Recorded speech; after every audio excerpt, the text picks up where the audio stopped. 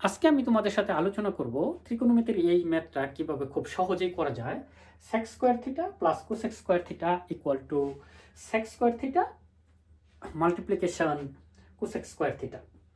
So এই প্রমাণটা করার জন্য আমরা বাম পক্ষ থেকে শুরু করব।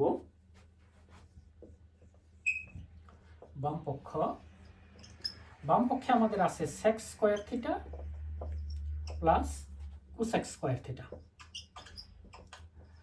এখন ত্রিকোণমিতিক অনুপাত তোমরা এগুলো জানো, sec থিটা cosec থিটা এর মানে কি? একটা সমকোণী ত্রিভুজের আমরা অতিভুজকে যদি ভূমি দ্বারা ভাগ করি তাহলে যে রেজাল্ট পাওয়া যাবে সেটা হলো sec থিটা। অনুরূপভাবে অতিভুজকে যদি আমরা লম্ব দ্বারা ভাগ করি তাহলে যে রেজাল্ট পাওয়া যাবে সেটা হবে cosec থিটা।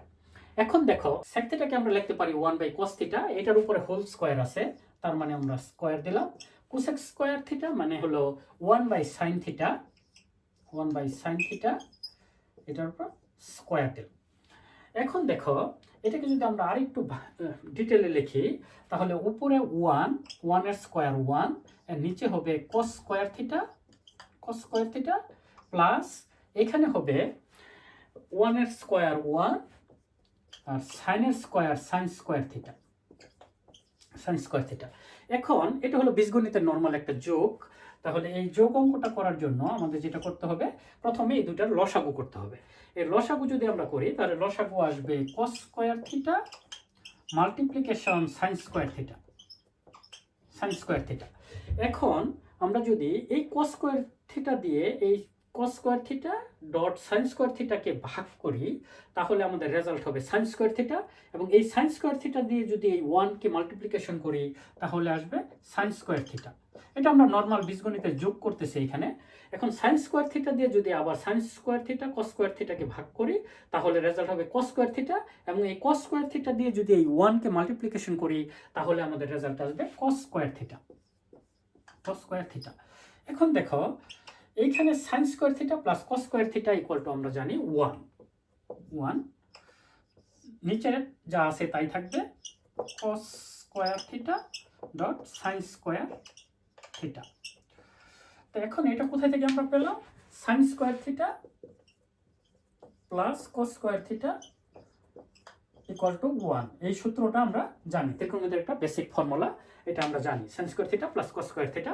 এটার তাহলে এখানে ছিল sin square theta plus cos square theta, এটা আমরা 1 বসিয়ে দিলাম।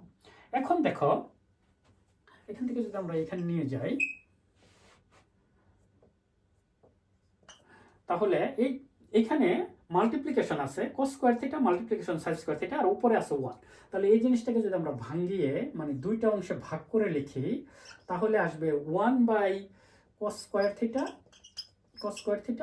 ডট 1 ডট আর multiplication 1/sin square theta.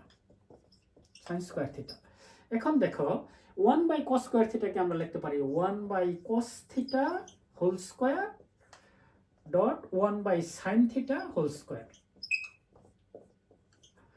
1/cos theta মানে আমরা জানি sec থিটা,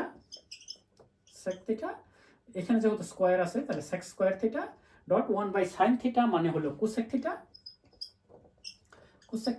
তাহলে cosec থিটা স্কয়ার। তাহলে এটাই আমাদের প্রমাণ করতে বলছে sec square theta dot cosec square theta. এটা হলো তোমার ডান পক্ষ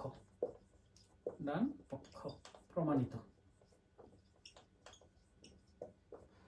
আশা করি তোমরা বুঝতে পারছো এই অঙ্কটা। ধন্যবাদ।